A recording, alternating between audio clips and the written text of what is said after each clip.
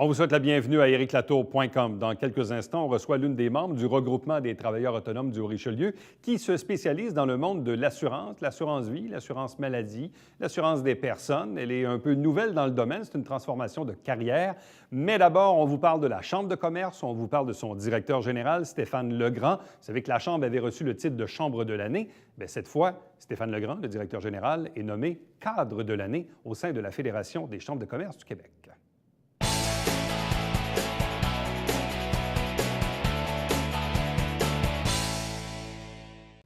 Vous savez, récemment, on disait que la Chambre de commerce et de l'industrie du Haut-Richelieu avait été désignée comme étant la Chambre de l'année.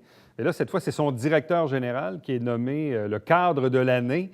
Il est avec nous, Stéphane Legrand. Bonsoir et bienvenue et félicitations. Bonsoir, M. Latour. Est-ce que ça va ensemble, ça? Chambre de commerce de l'année, cadre de l'année? Bien, disons que... Est-ce qu'il y a une corrélation? Il y a sûrement des corrélations. Ça nous donne peut-être une meilleure chance de l'emporter quand on a été reconnus l'année précédente. Bon. Là, vous étiez quoi, à Québec, au Château Frontenac, pour recevoir cette distinction. Est-ce que vous saviez si vous étiez en nomination? Comment ça fonctionnait? C'était quoi le contexte?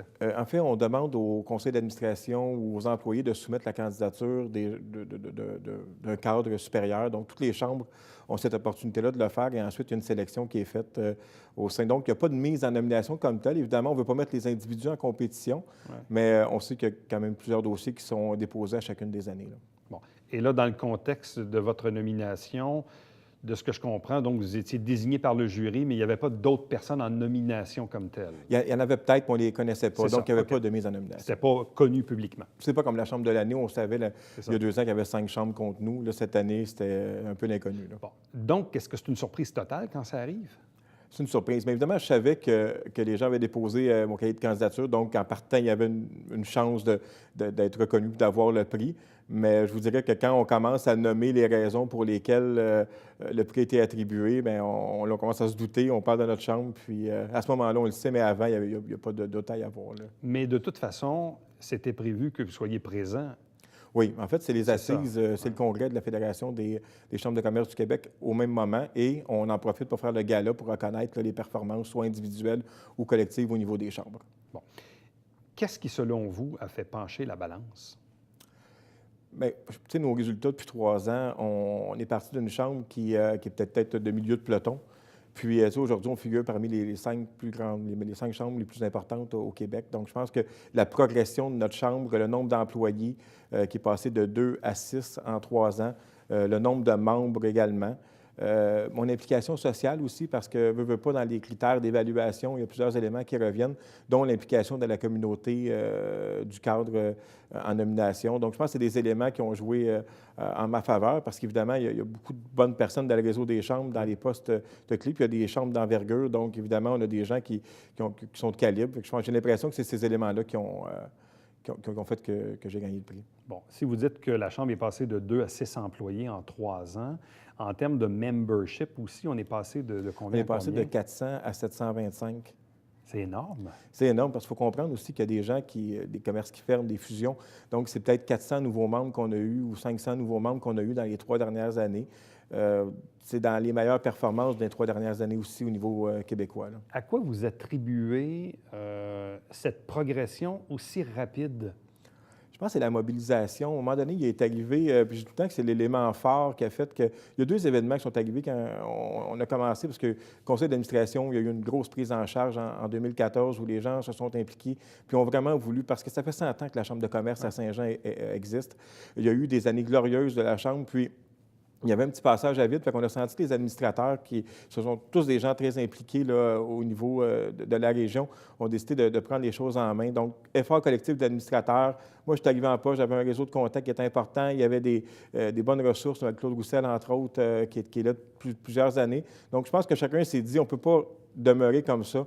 Il faut des efforts. Puis, on a eu un dîner, entre autres, avec Linda Coache, qui était personnalité d'affaires de l'année, puis qui était associé chez Raymond Chabot. Et on a eu 250 personnes à ce dîner-là. Puis à partir de ce moment-là, on s'est comme rappelé les bonnes années de la Chambre en disant hey, c'est agréable de se rencontrer, c'est agréable de se parler, puis on mérite d'avoir un réseau d'affaires en santé. Donc, j'ai senti un mouvement. Puis ensuite, il y a eu l'activité au Hall Saint-Jean, où là, il y a 300 personnes qui sont venues pour une soirée réseautage. Ça fait très, très longtemps que ce n'était pas arrivé. Puis là, on a senti le renouveau. Donc là, les gens participaient. on a une raison de payer notre membership, puis après ça, c'est le bouche à oreille. Même nous, aujourd'hui, il y a 3 ans, quand je suis arrivé en poste, je me disais, bon, par où on commence? C'est quoi les ressources? Financièrement, ça n'allait pas super bien. Puis je regarde où on est rendu aujourd'hui, je pense qu'on n'aurait même pas pu y penser, là. Comment les gens peuvent-ils mesurer l'impact de la mobilisation? Parce que parfois, quand il y a eu des creux de vague, les gens disent, oh, qu'est-ce que ça donne? Voilà, la chambre, 5 à 7, dîner, causerie. Bon, c'est sympathique, c'est bien, mais à quel moment la personne qui devient membre de la Chambre de commerce sent que sa propre implication ou la mobilisation de tous peut faire une différence? Mais entre autres, dans les prises de position, on oublie souvent, on pense souvent qu'une chambre de commerce, c'est 5 à 7 dîners, conférences.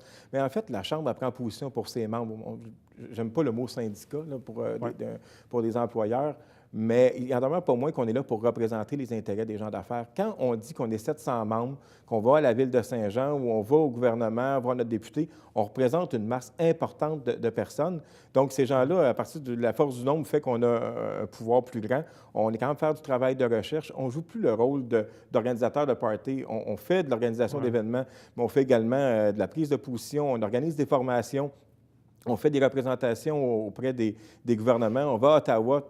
Maintenant, on est rendu avec une chambre avec des ressources. Ça fait toute la différence, là. Est-ce qu'aussi, c'est une question peut-être un peu plus ouverte, mais est-ce que ce désir de mobilisation de la part de la communauté d'affaires ne vient-elle pas des menaces de la mondialisation de quartiers comme le 10-30 ou d'autres centres, ou Montréal, les États-Unis, le commerce en ligne? Est-ce qu'il n'y a pas aussi derrière ça une urgence de se mobiliser comme communauté dans le contexte dans lequel on doit faire des affaires aujourd'hui? Oui, mais je regarde, c'est pas toutes les chambres au Québec qui vont super bien non plus. Donc, c'est pas un courant je pense que c'est un courant qui s'adresse à notre réalité à nous. Les performances qu'on a, ça démontre que collectivement, parce que oui, c'est les membres, mais la Chambre de commerce est mise en relation aussi. On fait partie maintenant d'un écosystème. Il y a la ville, il y a le conseil économique, il y a la société de développement, il y a le tourisme. Donc, tous ces gens-là ont commencé à se parler, à dire, écoute, on a des petites équipes, on a des budgets qui sont limités. Peut-être faire des choses ensemble, ça pourrait être intéressant. Puis ça a créé ce mouvement-là. Puis évidemment, bien, les membres en bénéficient parce que ça fait une programmation de 60 activités. Ouais. On touche plusieurs cibles maintenant. Donc, c'est vraiment ça qui a changé. Puis on ne sait pas où ça va s'arrêter parce qu'en fait, on n'arrête pas d'ajouter des choses depuis quelques années, là. Au moment où vous étiez propriétaire de votre propre commerce, mais aussi vous avez 3 mandats de conseiller municipal derrière la cravate, quelle était l'opinion ou la perception que vous aviez de la Chambre de commerce versus le jour 1 où vous êtes rentré en poste, vous disiez, OK, maintenant, c'est moi qui dirige ça, cette affaire-là. Je fais quoi avec ce bateau-là? Pour être bien honnête, là, quand j'ai fait l'entrevue en 2014, c'était la première fois que je faisais une entrevue.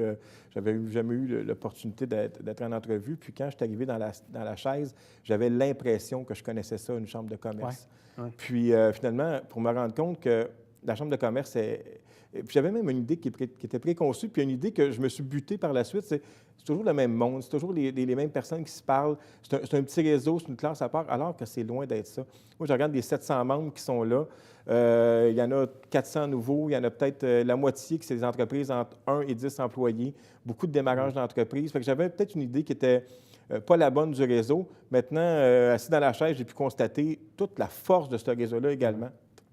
Est-ce que la connaissance des enjeux, et là je fais référence évidemment à votre expérience de conseiller municipal ou le réseautage que vous avez fait durant toutes ces années, est-ce que ça aussi, ça devient drôlement utile quand on est le directeur général d'une chambre de commerce? Bien, c'est sûr que je pense que c'était probablement le principal atout parce que si on revient en arrière, en 2014, quand les administrateurs m'ont embauché, ils prenaient une chance.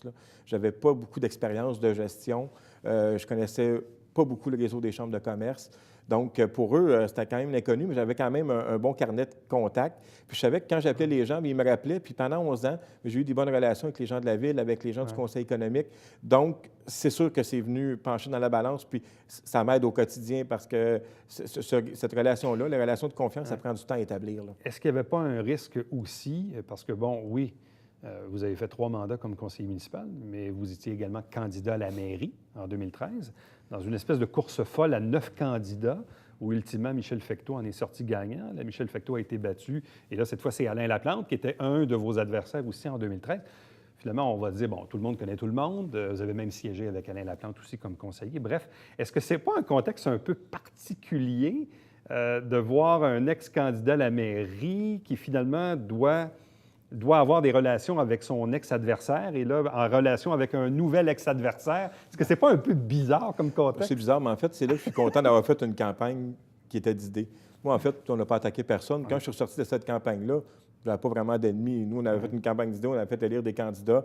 La population avait choisi, je n'avais pas gagné. Un coup que c'est dit, nous, on voulait continuer à travailler pour Saint-Jean-sur-Richelieu avec des idées. Le maire Fecteau l'a fait. J'ai rencontré le maire Laplante. Ça semble aussi être dans la lignée dans laquelle il veut continuer.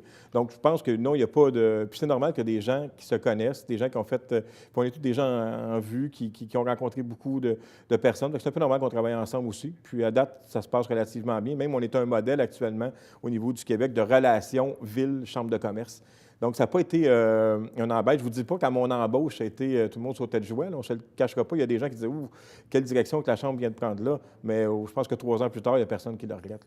Là. Donc ouais, c'est ça, parce que certains auraient pu dire « Ouais, la Chambre se peinture un peu dans le coin en choisissant un candidat à la mairie.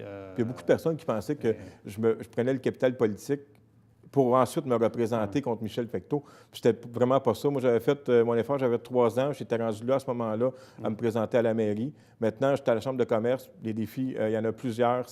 J'adore mon travail. J'adore avec les gens avec qui je travaille. Est-ce que vous vous ennuyez de la politique?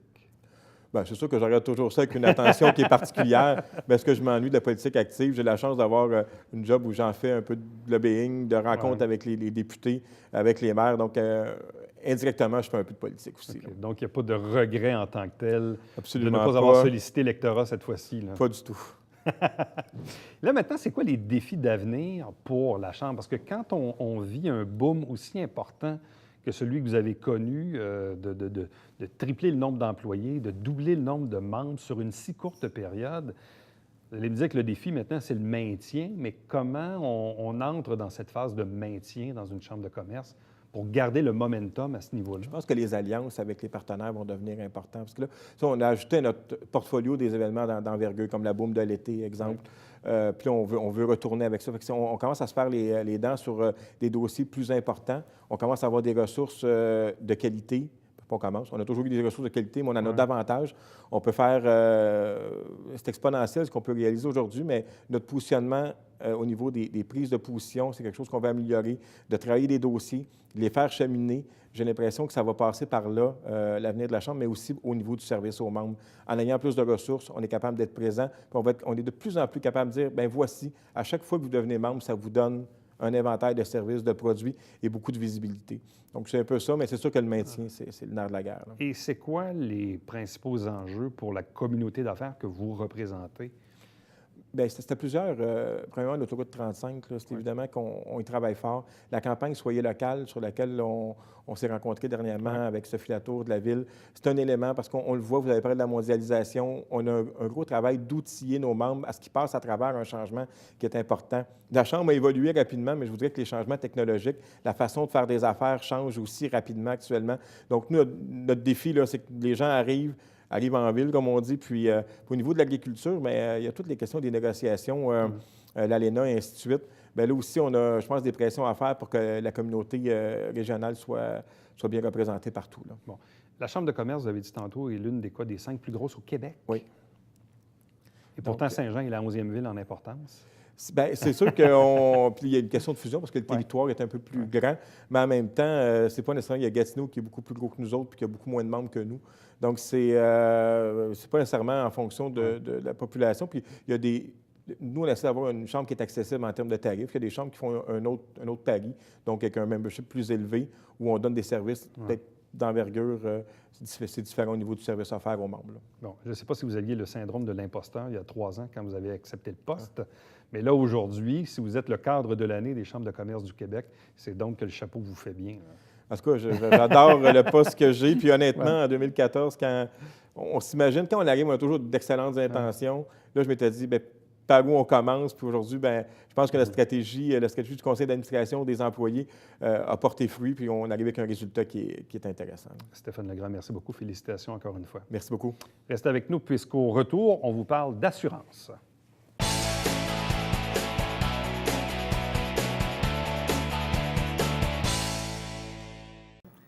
Salut, ici Alexandre Baudouin. Et François Trépanier. François, cette semaine à Sport Express, 100% Gilbert Delorme. Oui, plus de 540 matchs dans l'Union nationale, Wow! Alex.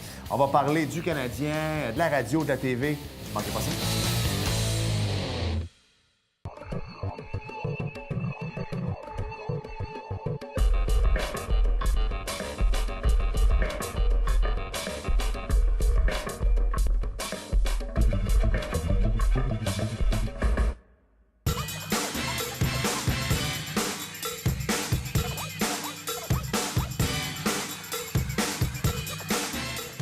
Dimanche, 9h30, Télé Bingo, on vous attend.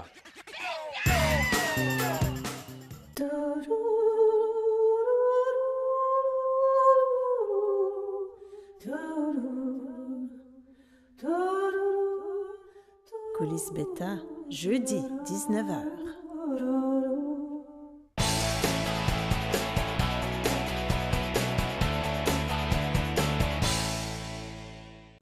À chaque mois, le regroupement des travailleurs autonomes du Richelieu désigne l'un de ses membres comme étant le membre du mois. Et au cours du mois de novembre 2017, la personne désignée s'appelle Linda Simard. Elle est avec nous. Bonsoir et bienvenue. Bonsoir. Vous êtes nouvellement arrivée, si on veut, dans le monde des assurances. Vous êtes représentante pour la compagnie Combined. Vous avez habité longtemps la région de Saint-Jean. Vous habitez aujourd'hui la région de la Côte, mais vous êtes active dans la région du Richelieu. Qu'est-ce qui fait que votre carrière professionnelle s'est ultimement tournée vers le monde des assurances? Bien, premièrement, c'est ma fille. Ma fille qui était déjà, elle, dans le monde des assurances. Ça m'en parlait souvent, mais je trouvais ça trop complexe. Puis, à ce moment donné, j'ai comme fléchi et j'ai foncé. J'aimais les assurances, premièrement, Combine, parce qu'il y a des assurances, il y a des protections que les autres n'ont pas. Fait que c'est ça qui m'a dirigée vraiment vers la compagnie Combine. Bon. Qu'est-ce qui vous intriguait ou qu'est-ce qui vous allumait dans le monde des assurances?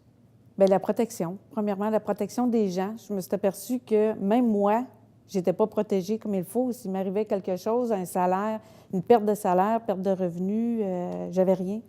Fait que je trouvais ça important que les gens puissent être au courant au moins de qu'est-ce qu'il y avait de besoin. Puis, Bon, comme entreprise, comme compagnie d'assurance, on parle de quoi? Principalement de l'assurance vie, assurance invalidité. Est-ce qu'il y a d'autres types d'assurances également Oui. qui sont offertes? On a assurance hospitalisation, accident-maladie. On a aussi invalidité et accident-maladie. Mais on a aussi une assurance salaire qui est toute nouvelle. Ça fait pas longtemps qu'on l'a. On a une invalidité aussi, cancer, que ça, c'est vraiment exclusif à Combine, qui est vraiment extraordinaire comme police. Bon. Souvent, la question qu'on se pose, et je ne sais pas si on est capable de faire des comparables avec d'autres types de populations dans le monde, mais on dit, les Québécois, est-ce que les Québécois sont bien assurés ou est-ce qu'ils sont assurés correctement? Est-ce qu'on est trop assuré, pas assez assuré, bien assuré? Comment on est capable de mesurer notre bon niveau d'assurance? Bien, nous, ce qu'on fait, c'est qu'on a une analyse de besoin qui est obligatoire à faire. L'AMF, l'Autorité des marchés financiers, nous oblige à faire ça. Puis par rapport au salaire avec les dépenses, puis tout le kit, là, on va juger qu'est-ce qui est à protéger, quel montant qu'on peut attribuer aussi pour les besoins en assurance. Bon. Vous dites que parfois, les gens pourraient, et vous-même, se rendre compte peut-être qu'ils sont moins bien assurés qu'ils ne le croient. C'est quoi souvent la première réponse ou la première surprise qui saute aux yeux des gens quand ils font le constat peut-être effectivement qu'ils n'ont peut-être pas les protections adéquates? Je ne suis pas sûre de bien comprendre. Vous voulez dire, quand les gens regardent un peu leur panier, leur coffre à outils d'assurance, et que là, bon, vous les questionnez, tout ça, est-ce que parfois les gens se rendent compte finalement qu'ils ne sont peut-être pas aussi bien assurés qu'ils ne le pensaient? Oui, beaucoup. Beaucoup. Avec l'analyse de besoins, là, on voit vraiment où est-ce qu'il faut aller chercher, quelle protection qu'il faut aller prendre, et puis combien aussi qu'on peut prendre pour assurance. Puis quand ils voient vraiment le besoin, parce qu'on a des outils qui comprennent notre besoin, on se fie là-dessus, puis les gens, vraiment, c'est ça, ils prennent conscience. Bon. Qu'est-ce que vous avez fait avant le monde des assurances? C'est toute une transformation. Je travaillais gérante de district pour Avon Canada. Donc, je vendais des rouges à lèvres. Non. Moi, je ne vendais pas, mais je formais et je coachais. Fait que ça a été vraiment un revirement là, avec les assurances. Bon. Et qu'est-ce qui a fait, finalement, que vous êtes passé du monde, disons, de Avon Canada au monde des assurances? La transformation, elle s'est faite comment et pourquoi? Assez rapidement. J'ai perdu mon emploi au mois de juin 2016. Puis, à la fin juin, je commençais pour les assurances, parce que ça faisait 2 ans que ma fille m'en parlait, puis tout le kit. Là. Fait que, Bon. Aussi, quand on regarde ça aujourd'hui dans le monde des assurances, mais on pourrait dire aussi dans le monde, ceux qui veulent devenir courtiers immobiliers, ceux qui veulent également de tomber plus dans le monde de l'investissement, il y a des cours, il y a des certifications. Vous avez parlé Ouais. de l'AMF tantôt. On ne peut pas se lever un matin et dire, OK, moi, je veux vendre de l'assurance. Là, ça Ben ne non. fonctionne pas comme ça. Là. non. Non, nous, on a le privilège, la Combine, d'avoir des cours qui se donnent à Boucherville. Et puis, c'est 3 semaines de formation, il y a 2 jours d'études, puis après ça, c'est les tests à l'AMF. On a 2 examens qu'on passe. Il faut être certifié avec l'AMF. Un coup qu'on a ça, on est en stage 6 semaines, et puis après ça, on est autonome. Bon. Est-ce que les examens de l'AMF sont difficiles? Assez. Ah oui? C'est quoi qu'ils demandent, dans le fond? Je comprends qu'on veut s'assurer que le public soit bien protégé, là. Oui. Mais qu'est-ce qu'on demande aux futurs courtiers ou aux spécialistes dans le monde de la finance et de l'assurance? Bien, aux représentants, sincèrement, pour l'AMF, là, c'est vraiment d'être à l'affût, premièrement, des lois, de tout ce qui se passe de bon et de pas bon dans la vie. Là. Fait que c'est ça. J'ai des blancs de mémoire. Ouais. Dites-moi, vous êtes issu aussi d'une famille militaire. En fait, vous êtes natif de Valcartier, si je ne me trompe pas. Donc, d'un père militaire. Je ne sais pas si votre père et vous-même, votre famille, est-ce que vous vous êtes promené un peu partout au Canada? Moi, non. Moi, j'étais native à Valcartier. Après ça, Et vous êtes on a resté dans ce déménagé. coin-là? Ouais, après ça, mon père, il a déménagé à Sainte-Catherine, puis il n'a jamais été reposté ailleurs. Par la suite, bon. Et qu'est-ce que ça amène à être l'enfant d'une famille militaire? C'est souvent, on dit, un monde un peu parallèle. Nous, on le vit ici à Saint-Jean avec la base et le collège, mais qu'est-ce que ça vous a apporté dans la vie? Bien, sincèrement, mon père, il n'était pas la face de militaire parce que c'était un ourson, mon père. C'était vraiment pas autoritaire, rien. Mais ma mère, par exemple, elle prenait vraiment le chapeau de l'adjudant-chef. Elle était drôle. C'était une personne sévère, ferme, mais jamais qu'elle nous a tapé, rien. Elle punissait aux bonnes places. Puis, fait que c'est ça. On a grandi comme ça, puis moi aussi, je suis comme ça. Fait que, De ce que j'ai compris, c'est que dans la jeune vingtaine, vous aviez quoi, une santé un peu fragile? oui, même avant ça, à la naissance, aller jusqu'à 5 ans, j'ai toutes eu les maladies possibles, là, coqueluche, jaunisse. Je l'ai rattrapé, la coqueluche, à l'âge de 18 ans. J'avais tout le temps, j'étais anémique, fait que j'attrapais Et est-ce que tout ce qui passait. est-ce que le fait d'avoir une santé fragile en bas âge a influencé vos choix de vie personnels ou professionnels? Oui, parce que faire un emploi de 40 heures semaine, je trouvais ça difficile, étant donné que j'avais des faiblesses puis tout ça. Tandis que travailleur autonome, je le fais vraiment à mon rythme, à moi, puis j'y vais avec mes capacités à moi. Fait que, puis je suis capable de rouler comme ça aussi, je suis capable de vivre comme ça. Bon, et qu'est-ce que vous avez fait comme boulot là, dans la jeune vingtaine avant d'arriver chez Avon? Ouf, j'en ai fait beaucoup. J'étais une fille à défi, fait que j'aime essayer plein d'affaires. J'ai travaillé dans la restauration, j'ai travaillé pour les personnes âgées, à la base militaire aussi, on a fait ça. J'ai été en Alberta, travaillé dans une ferme expérimentale, dans l'entretien. J'ai fait toutes sortes Donc, plusieurs expériences de vie professionnelle. Avant d'atterrir chez Avon, vous étiez là pendant combien de temps chez Avon? Chez Avon, j'étais là depuis 2009 que j'étais là. 2009 à 2016. Oui. Bon. Et là, dans le fond, aujourd'hui, comme représentante pour la Combine, vous êtes à nouveau, donc vous avez encore ce chapeau de travailleur autonome. Ouais. C'est un chapeau qui vous fait bien, que vous aimez? Oui. Cette liberté de Oui, travailler. liberté, c'est ça, les horaires, d'être son propre patron. Puis, c'est ça, ça fonctionne. Je trouve que ça fonctionne bien de même. Moi, j'aime ça. C'est un modèle comme ça. que vous aimez beaucoup. Et là, maintenant, puisque vous êtes dans le monde des assurances depuis quoi, 1 an et demi à peu près, vous m'avez dit tantôt, là, on est quoi? Il faut bâtir la clientèle, il faut faire du développement, on est là-dedans? On fait de la prospection, qu'on appelle, mais on a aussi de l'aide au niveau de la Combine qui nous donne des clients existants qu'on va revoir avec eux autres, refaire leur analyse de besoins pour voir s'ils ont besoin d'autre chose ou s'il faut couper autre chose, il faut couper les assurances ou on y va vraiment avec les clients, puis nos clients, nous. Là. Et là, le 21 novembre dernier, vous avez tenu une conférence devant vos collègues du regroupement des travailleurs autonomes et votre conférence était intitulée « êtes-vous prêt à faire face aux imprévus? C'était quoi la réaction des gens dans la salle quand Bien, vous leur avez posé cette question-là? Très surprenant. Ils étaient très surpris, premièrement, de voir qu'ils n'étaient pas si protégés que ça, parce qu'on avait aussi des personnes qui témoignaient quand il leur arrivait un accident ou quelque chose comme ça, puis qui se retrouvent pas de salaire, pas rien, parce qu'on le sait, travailleurs autonomes, hein? On n'a pas rien, on n'a pas de CSST, on n'a pas de chômage. Si on a du chômage, il faut payer, puis il faut payer cher. C'est d'autant plus contrairement important pour les gens qui sont travailleurs autonomes. Oui, beaucoup plus. Ou en affaires. Là. Oui, même la famille aussi pour les travailleurs autonomes. On touche à toutes les catégories d'emploi, mais vraiment, les travailleurs autonomes, ils en ont besoin plus que d'autres. Parce que les gens, parfois, ne veulent pas penser à ça, parce que penser aux protections, vie ou assurance maladie ou salaire, c'est comme de penser que peut-être qu'il pourrait arriver quelque chose de pas le fun. Là. Oui, c'est plate. Il y en a qui font l'autruche. Moi-même, j'en fais partie. Là. J'avais 54 ans quand j'ai commencé à en avoir des assurances. Mais puis pourtant, j'ai été malade en plus. Là. Fait que c'est ça. Il faut que le rationnel prenne le dessus. Oui, c'est ça. Bien, souvent, ils disent « Ah, ça coûte cher. » C'est la première affaire qu'on coupe. Hein, Puis c'est dommage parce qu'il arrive des choses. Puis... Quand ça arrive, on est bien content. Oui.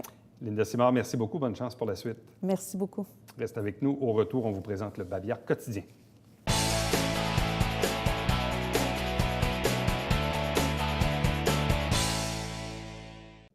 Samedi, le 2 décembre, dans le stationnement du Canadian Tire à Saint-Jean-sur-Richelieu, les jeunes auront l'occasion de prendre contact par radio amateur avec le Père Noël en direct du pôle Nord. C'est organisé par l'organisme qui gère la radio amateur dans la vallée du Richelieu. Donc, c'est une activité très intéressante à amener aux jeunes, donc ce samedi. On vous rappelle qu'à chaque semaine, on vous présente des extraits des travaux du conseil municipal et l'émission s'appelle Saint-Jean-sur-Richelieu. Chaque dimanche matin, 9h30 en direct, c'est le Télébingo avec 4 000 $ en prix cette année, une carte pleine qui est un peu plus haute que l'an passé et toujours une trentaine de détaillants pour acheter vos livrets. Pour avoir la liste pour les acheter, vous allez sur www.tvhr9.com. À demain. Bye-bye.